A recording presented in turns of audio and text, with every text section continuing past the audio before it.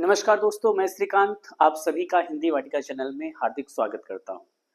दोस्तों, आज हम पढ़ने वाले हैं विशेषण का बहुत महत्वपूर्ण टॉपिक जो आगामी परीक्षा यूपीएसआई, एसएससी जीडी और अन्य प्रतियोगी परीक्षाओं में बहुत ही महत्वपूर्ण साबित होगा। तो आइए जानते हैं कि विशेषण किसे कहते हैं, कितने प्रकार के होते हैं और परीक्षा में कैसे कैसे प्रश्न पूछे जाते हैं। तो दोस्तों, आज हम चर्चा करेंगे विशेषण पर। तो पहले विशेषण के बारे में हम जानेंगे कि विशेषण कहते किसको हैं। पहली बात, ठीक है, हम विशेषण किसे कहते हैं, बहुत ही इंपॉर्टेंट टॉपिक है परीक्षा की दृष्टि से। तो संज्ञा और सर्वनाम की विशेषता बताने वाले शब्दों को हम विशेषण कहते हैं। ये पॉइंट है सबसे इंपॉर्टेंट। चाहे आप कह सकते हैं कोई भी, चाहे संज्ञा शब्द हो, ठीक, चाहे वो संज्ञा हो या सर्वनाम, आप दोनों का नाम लिख सकते हैं। संज्ञा या सर्वनाम की इन दोनों की वो क्या बताएगा, वो चाहे भैया संज्ञा हो चाहे वो सर्वनाम हो, इन दोनों की विशेषता बताएगा। क्या बताता है? इन दोनों की विशेषता, ठीक, विशेषता बताता है।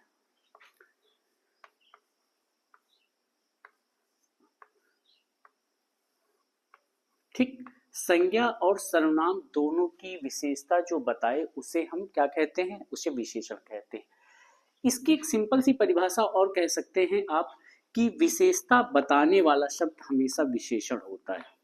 क्या? विशेषता बताने वाला शब्द, बताने वाला जो शब्द होगा, विशेषता बताने वाला जो शब्द होगा वही आपका क्या होगा, वही आपका विशेषण होगा। तो ये वाला पॉइंट आप याद रखेंगे कि विशेषता बताने वाले जो शब्द होते हैं उनको हम क्या कहते हैं, उनको हम विशेषण कहते हैं। इतनी बात क्लियर हो गई। ठीक, ये हमेशा क्या करेगा, ये हमेशा भैया आपकी विशेषता बताएगा। अच्छा है, बुरा है, जैसे कह दिया जाए विशेषण में कुछ शब्द हैं, जैसे कहा जाए पापी, ठीक है, पापी हो गया, ये शब्द हो गया।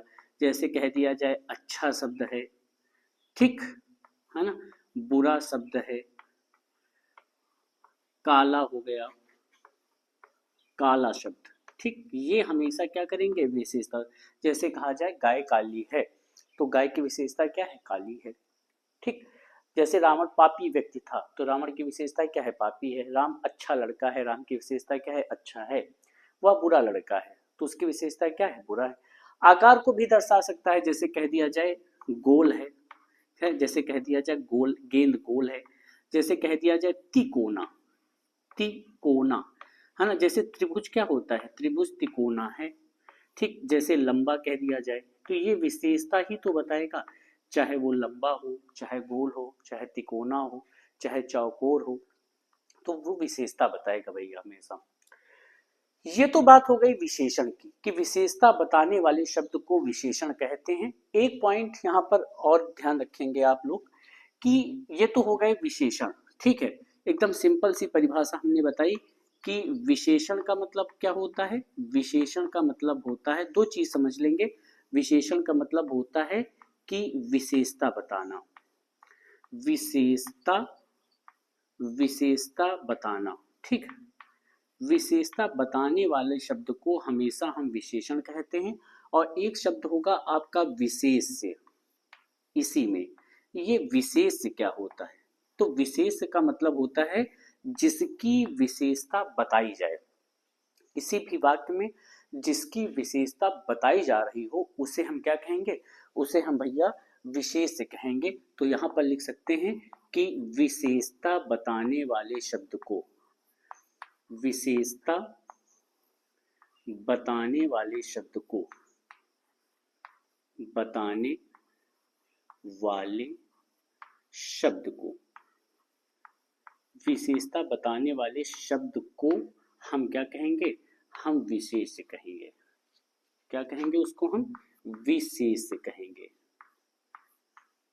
विशेष्य कहते हैं। तो ये भी आपको ध्यान में रखना है कि इसका मतलब विशेषता किसकी बताई जाएगी, या तो संज्ञा की बताई जाएगी विशेषता, या तो सर्वनाम की बताई जाएगी। तो ये जो विशेष होते हैं ना, ये एक प्रकार से ये आपके संज्ञा भी हो सकते हैं, और ये क्या हो सकते हैं, ये सर्वनाम भी हो सकते हैं। ठीक, इनको हम संज्ञा भी कह सकते हैं और इनको हम सर्वनाम भी कह सकते हैं। तो दो चीजें आपने सीखी यहाँ पर।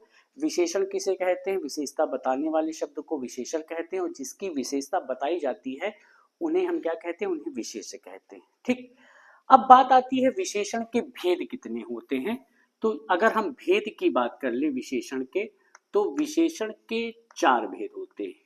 कितने भेद होते हैं, विशेषण के 4 भेद होते हैं, और ये पेपर में पूछे जाते हैं। बहुत इंपॉर्टेंट है विशेषण के 4 भेद कौन कौन से हैं, आप इसको अपनी कॉपी पर नोट कर लेंगे। नंबर 1, सबसे पहले सार्वनामिक विशेषण। नंबर 1 पर है आपका सार्वनामिक विशेषण, सार्वनामिक विशेषण।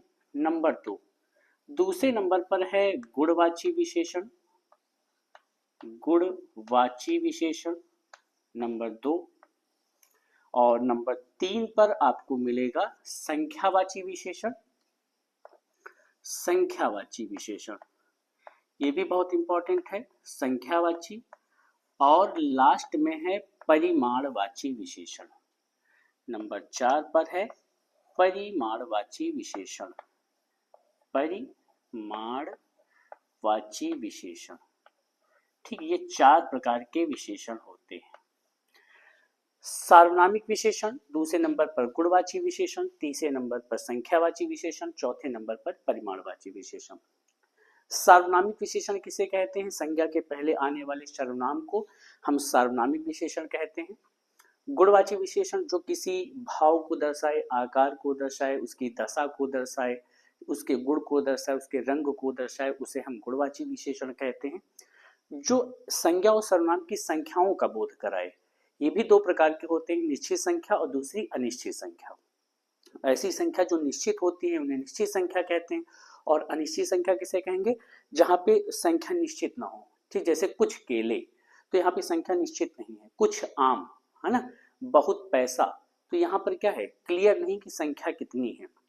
इसके बाद परिमाणवाची विशेषण में क्या होता है, जो माप तौल की वस्तुओं का बोध कराए, संज्ञा और सर्वनाम की माप तौल की जो वस्तुओं का बोध कराता है उसे हम क्या कहते हैं, उसे हम परिमाणवाची विशेषण कहते हैं। ये भी 2 प्रकार का होता है, एक होता है निश्चित संख्या और दूसरा होता है अनिश्चित संख्या। तो ऐसी संख्या जो निश्चित परिमाण को बोध कराती है, जैसे 1 किलो हो गया, 1 इंच हो गया, 1 मीटर हो गया, निश्चित परिमाण है। जो माप, चाहे माप की हो चाहे तौल की हो, वो निश्चित संख्या का बोध कराए। और अनिश्चित परिमाण में क्या होता है, जिसमें निश्चित मात्रा का बोध नहीं होता है। ठीक है, जैसे कह दिया जाए बहुत दूध हो गया, है ना, तो बहुत दूध में क्या है कि यहाँ पे मात्रा क्लियर नहीं कि कितनी मात्रा है, 1 किलो है कि 2 किलो है। ठीक, तो ये तो बात हो गई किसकी, परिमाणवाची विशेषण की बात हो गई। ठीक, तो आज से जो है विशेषण की क्लास स्टार्ट होगी। हम नेक्स्ट क्लास में आपको सार्वनामिक विशेषण के बारे में पढ़ाएंगे। 4 स्टेप में हम लोग चलेंगे, 4 क्लासें आपको मिलेंगी, एक में सार्वनामिक, दूसरे में गुणवाची, तीसरे में संख्यावाची और चौथे में परिमाणवाची। तो आप लोग पढ़ने के लिए तैयार रहें और कॉपी किताब लेकर बैठेंगे, आगामी परीक्षा की तैयारी के लिए जुट जाए। और हिंदी वाटिका आपके साथ है। मिलते हैं एक नए वीडियो के साथ। जय हिंद, जय भारत।